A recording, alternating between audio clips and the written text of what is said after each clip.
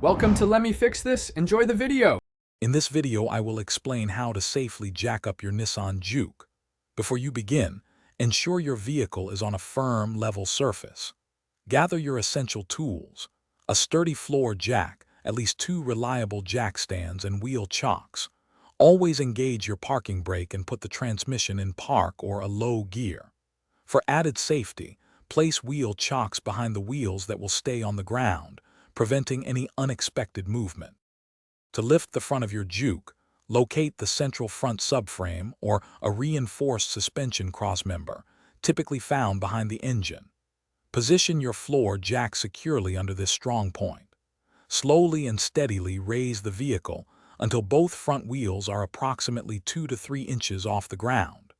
Once lifted, carefully place your jack stands under the designated pinch weld points, located just behind the front wheels, ensuring they are stable and secure. For the rear of your Nissan Juke, identify a central, sturdy point like the rear subframe or a reinforced suspension component, such as the spring perches. Position your floor jack firmly under this chosen point. Gently raise the vehicle until the rear wheels are about 2 to 3 inches above the ground. With the vehicle elevated, place your jack stands securely under the pinch welds, located just in front of the rear wheels, confirming their stability. Before lowering, always perform a final check of your work.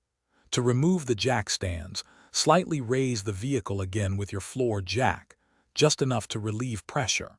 Carefully remove the jack stands from their positions. Then, slowly and smoothly lower your Nissan Juke completely to the ground. Once down, remove the floor jack and wheel chocks. Finally, test your parking brake to ensure everything is functioning correctly and safely. Thanks for watching. If you found this helpful, don't forget to like and subscribe.